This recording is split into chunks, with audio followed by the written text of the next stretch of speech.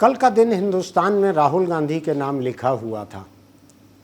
Supreme court से राहुल गांधी को एक सुप्रीम राहत मिली, जो कि उनको सूरत की जिला अदालत से नहीं मिली थी, गुजरात हाई कोर्ट से नहीं मिली थी, सुप्रीम कोर्ट से मिली। इंडिया नाम का जो गठबंधन देश में बना है 26 पार्टियों का, उसके लोग भी खुश हुए। हो सकता है कि कुछ लोगों के मन में भीतर एक मलाल खड़ा हो गया हो कि ये आदमी एक गठबंधन का मुखिया बनने के लिए और सामने आ गया है। लेकिन गठबंधन के मुखिया तो राहुल गांधी बिना संसद में पहुँचे भी बन सकते थे, और अभी भी संसद पहुँचना उनका बाकी है। सुप्रीम कोर्ट से निकल के उनके वकील ने साफ साफ कहा है कि वो संसद सदस्य बन गए सुप्रीम कोर्ट के आदेश के बाद। लेकिन आज कुछ लोगों का कहना है कि संसद कई और किस्म के अड़ंगे लगा सकती है। संसद की जो रफ्तार थी राहुल को हटाने में, जाहिर है कि वो रफ्तार राहुल को रोकने में भी लगाई जा सकती है। देखते हैं क्या होता है। फिलहाल मैं आज यहाँ राहुल पे अकेले पे बात करने के लिए नहीं हूँ। मैं कांग्रेस पार्टी और इंडिया नाम के गठबंधन के बीच के जो संबंध हैं, इस गठबंधन की जो संभावनाएं हैं, उसको लेकर जो आशंकाएं हैं, इस पे थोड़ी सी चर्चा करने के लिए आपके बीच आया हूँ। आप देखिए कि 26 पार्टियों के इस गठबंधन में कांग्रेस जाहिर तौर पर अकेली राष्ट्रीय पार्टी है, जिसके कि 4 राज्यों में सरकारें हैं और किसी पार्टी की नहीं है। इस गठबंधन की और किसी पार्टी की 4 राज्यों में सरकारें नहीं हैं। आम आदमी पार्टी की 2 राज्यों में सरकार है। तो कांग्रेस 4 राज्यों में सरकार है। चुनावों में अभी 5 राज्यों में वो जाने वाली है, जिसमें कुछ न कुछ उसको हासिल होना है। नुकसान भी होगा तो भी वो आम आदमी पार्टी से बड़ी पार्टी शायद बनी रहेगी। बिहार के नीतीश कुमार जेडीयू के, उनको एक वक्त माना जा रहा था कि वो देश में प्रधानमंत्री पद के एक अच्छे मजबूत दावेदार हो सकते हैं। जब उनको विपक्ष अपना एक संभावित उम्मीदवार देख रहा था, तब उन्होंने भाजपा के साथ जाकर अपनी मिट्टी पलीत करवाई थी। अब वो भाजपा से बाहर जरूर निकल गए हैं, लेकिन वो पहले वाली साख उनकी नहीं लौटी है।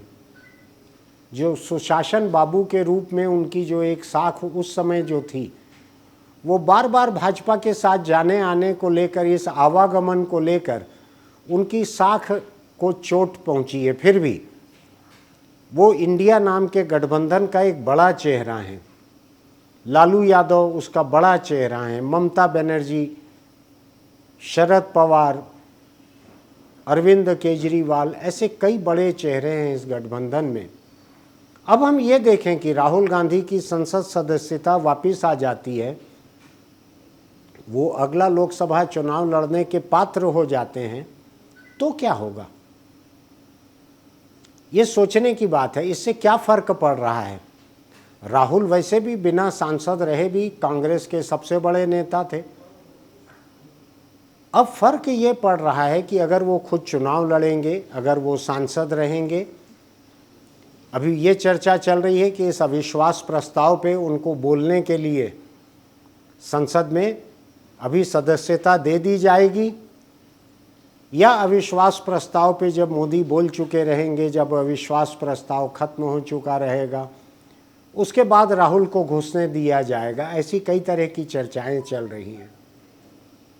मैं सोचता हूं कि इंडिया नाम का गठबंधन, 26 पार्टियां, कम से कम आधा दर्जन ऐसे लोग जो प्रधानमंत्री बनने की हसरत रखते हैं, वैसे तो और भी रखते होंगे, लेकिन कई बड़े नेता हैं इसमें।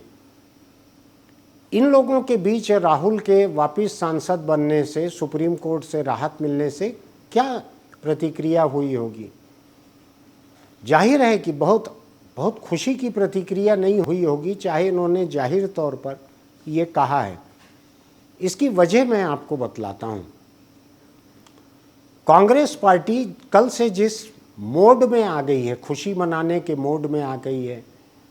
कांग्रेस के प्रवक्ता ने खुलकर ये कहा कि कल से सवालों की आंधी संसद में आएगी, राहुल गांधी सवालों की आंधी, इस किस्म के कुछ नारे गढ़े गए हैं।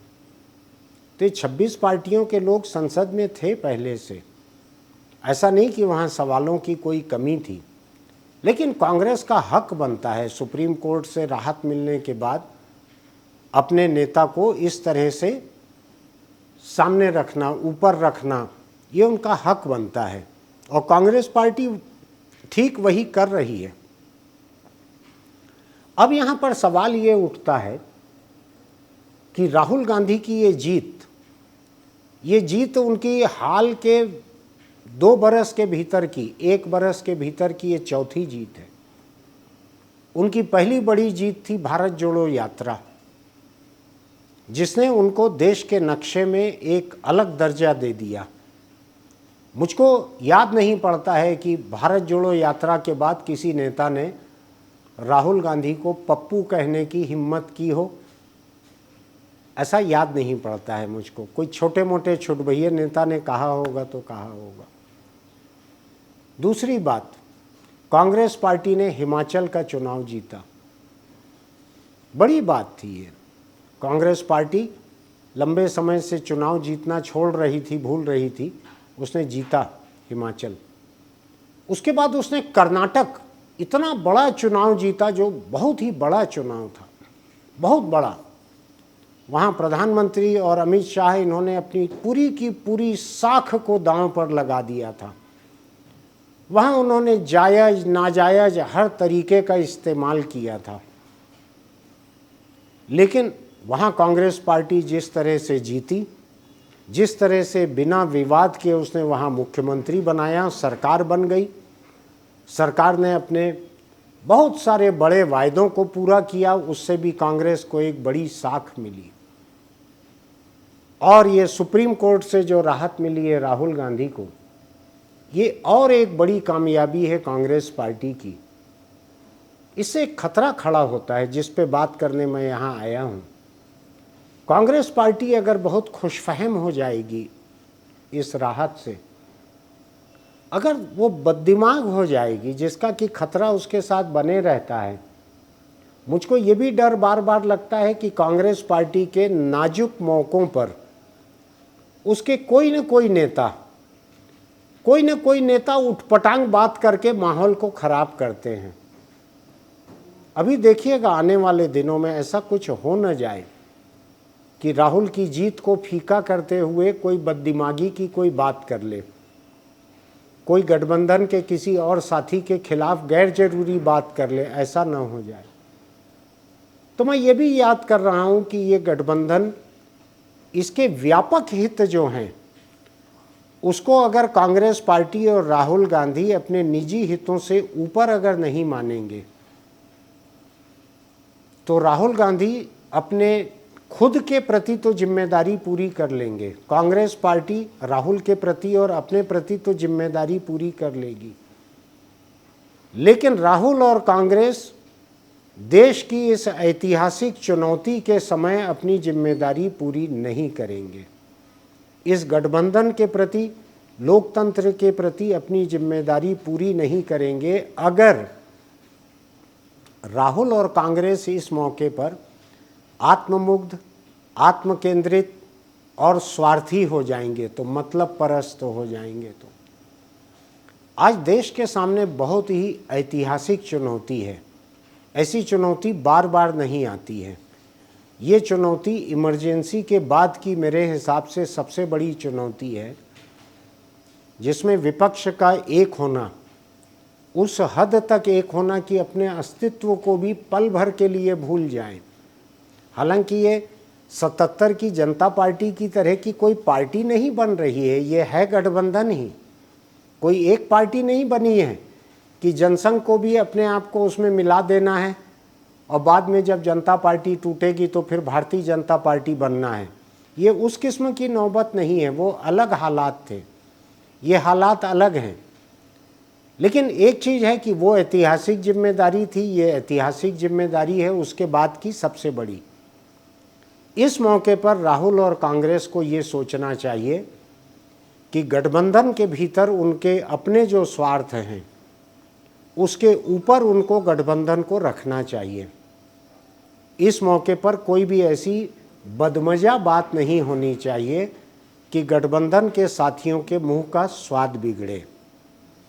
इस मौके को ये मानकर चलना चाहिए कि ये मौका देश की एक बहुत बड़ी राजनीतिक चुनौती का मौका है, लोकतंत्र के लिए बहुत बड़ी चुनौती का मौका है, और जो सबसे बड़ी पार्टी है उसको अधिक दरियादिली इस मौके पर दिखानी चाहिए। मुझको पूरी उम्मीद है कि राहुल गांधी किसी दूसरे विपक्षी दल जो कि गठबंधन में हैं उनकी शान में किसी गुस्ताखी की बात नहीं करेंगे राहुल गांधी, लेकिन कांग्रेस के कुछ और लोग ऐसा न कर बैठें, इसका भी ध्यान कांग्रेस पार्टी को रखना चाहिए। मेरा ये मानना है कि गठबंधन के सभी दलों को अपनी पार्टी के एक एक व्यक्ति को ऐसा रखना चाहिए जो कि गठबंधन के दूसरे दलों के बारे में बोलने के लिए अधिकृत हों, वरना हो सकता है कांग्रेस माहौल न बिगाड़े, कोई दूसरी पार्टी बिगाड़ दे। गठबंधन के दलों को अपने प्रवक्ता प्रतिनिधि तय करने चाहिए गठबंधन के मुद्दों पर बोलने के लिए, और इस बात की शुरुआत मैं कांग्रेस से ही करना चाहता हूं। कांग्रेस को ये जिम्मेदार काम करना चाहिए कि इंडिया नाम के गठबंधन के साथी दलों के बारे में कुछ भी बोलने के पहले पार्टी का कुल एक प्रवक्ता रहना चाहिए जो कुछ बोले। आज बस इतना ही, मैं फिर किसी खबर को लेकर आपके बीच रहूँगा। अगर आपको हमारे वीडियो अच्छे लगते हैं तो सब्सक्रिप्शन नोटिफिकेशन की बटन दबाइए। अच्छे नहीं भी लगते हैं तो भी आप नीचे लिखिए, अच्छे लगते हैं तो लाइक कीजिए, टिप्पणी कीजिए। दुपहिए पे हैं तो हेलमेट लगाइए, चौपहिए पे हैं तो सीट बेल्ट लगाइए। फिर मिलते हैं।